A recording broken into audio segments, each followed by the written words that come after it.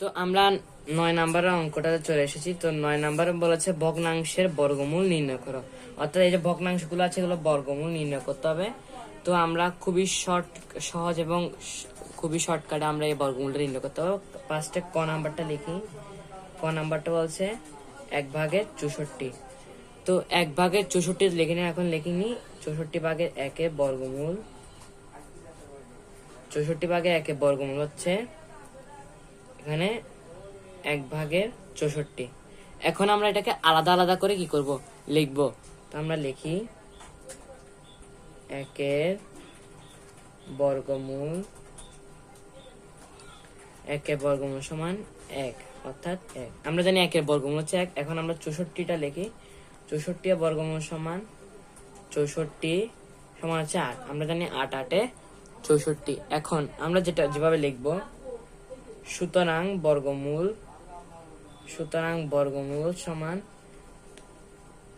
1/64 সমান হচ্ছে 1/8। এটাই হচ্ছে আমাদের উত্তর।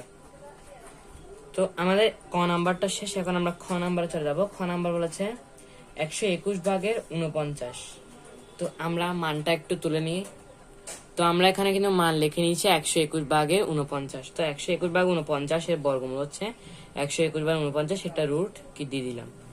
তো এখন আমাদের এটাকে আমরা চাইলে আলাদা আলাদা করতে পারি। তো আমরা ফার্স্টে লিখি 49 এর বর্গমূল। 49 এর বর্গমূল হচ্ছে 49 সমান, আমরা জানি 7 7 49। এখন আমরা 121 এর বর্গমূল বের করি। 121 এর বর্গমূল যদি একটু বের করতে যাই তাহলে পাবো আমরা 11। তো আমরা যদি এটাকে সুতরাং বর্গমূল, আমরা যদি বর্গমূল দিই সমান 49/121, এটাকে যদি আমরা রুট হিসেবে ধরি তাহলে পাবো আমরা 7 11, মানে 11/7। তো এটাই হচ্ছে আমাদের উত্তর। এখন আমরা গ নাম্বারে চলে যাচ্ছি। তো গ নাম্বারে বলেছে 11 সমস্ত 144/97। যেহেতু এই অঙ্কটা কঠিন, আমরা একটু অঙ্কটা সহজভাবে করার কি করব, চেষ্টা করব। তো চলো আমরা এই মানটা একটু তুলে নিব। তো আমরা এখানে কিন্তু মানটা লিখে নিয়েছি। এখন এখানে একটা সমস্যা আছে, আমরা তো চাইলে বের করতে পারতাম, কিন্তু আমরা চাইলে এটা বের করতে পারবো না। এই জন্য আমাদের কি করতে হবে, আমাদের সুতরাং দিয়ে লিখতে হবে। আমরা কি করব, প্রথমে হরকে আমরা এই সমস্ত যেটা আছে এটা দিয়ে কি করব, গুণ দেব। গুণ দিয়ে যেটা পাবো এটা দিয়ে আমরা 97 সাথে কি করে দেবো, অ্যাটাচ বা যোগ করে দেব। তো আমরা একটু লিখি সমান 144, এটা কিন্তু নিচে থাকবে। এখানে যেটা অ্যাড হবে 144 গুণন 11 যোগ 97, অর্থাৎ 97। এখন আমরা যদি একটু হিসাব করি, এখানে হিসাব করি 144 গুণন 11 যোগ 97, তারা বের হলো এখানে কত, 1681। তো আমরা এখানে লিখে নিই 1681 আর হচ্ছে 144। এখন কিন্তু আমাদের বর্গমূলটা বের করা সহজ হবে।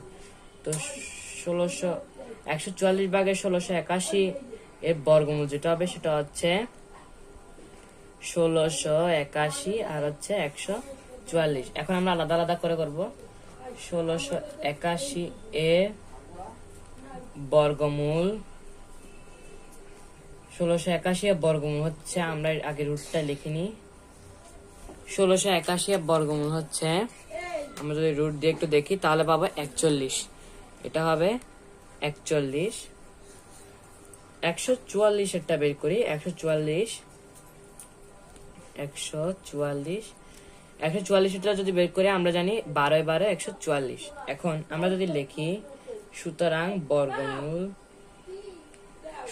বর্গমূল হচ্ছে এখানে 1681 144 সমান হচ্ছে 41/12।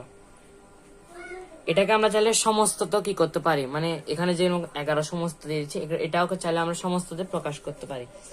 তো আমরা এখানে লিখি সমস্ততে। তো সমস্তটা লিখে নিলাম। এখন 12 এর আমাদের কি করতে হবে, এখানে 12 দিয়ে 41কে ভাগ করতে হবে, তো আমরা জানি 3 12 36। আমরা বেশি দিয়ে যেহেতু করতে পারছি না, তো আমাদের বের করতে হবে 11 থেকে 16। এখন আমরা যদি একটু বের করি, 41 থেকে যদি 36 বাদ যায় তাহলে থাকে 5। এখন আমাদের কি করতে হবে, এখন আমরা লিখবো 3 সমস্ত 12 ভাগের 5। এখানে আমি চাইলে 3টাকে উপরে দেবো, কেন দিনে, কারণ সব সময় ভগ্নাংশ যে ভাগফলটা বেরোবে, ভাগফলটা কোথায় যাবে, ভাগফলটা এই যে এখানে যাবে সমস্ততে, আর 5 যেটা আছে এটা উপরে, আর হর তো হরের জায়গায় থাকবে। তা আমরা উত্তর পেয়ে গেছি, এটা হচ্ছে আমাদের উত্তর। পরের অঙ্কে আমরা একটু চলে যাব। তো এখানে আমাদের ঘ নাম্বার বলেছে 32 সমস্ত 324 ভাগে 241।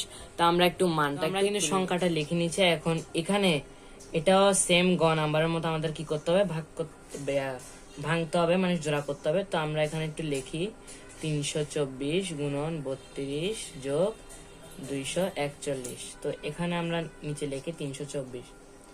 এখন আমি যদি এটা করি, 324 গুণন 32 যোগ 241 কত আসছে, 10,609 আর 324। তো এর বর্গমূল হচ্ছে 10,609 আর হচ্ছে 324। এখন আমাদের যেটা করতে হবে, আলাদা আলাদা করে কিন্তু ভাঙতে হবে। 10,609 এর বর্গমূল 10,609 এর বর্গমূল হচ্ছে, এখানে আমরা লিখি 10,609। এখন আমাদের যেটা কাজ করতে হবে, এখানে আমরা যেটাকে রুট দিয়ে মারি তাহলে পাচ্ছি আমরা 103। আমরা 324 এর বর্গমূলটা বের করি।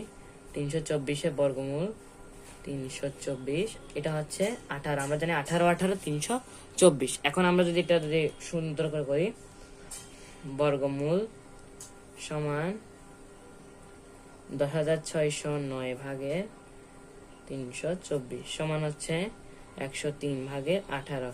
এটাকে চাইলে আমরা সমস্তত কি করতে পারি, প্রকাশ করতে পারি।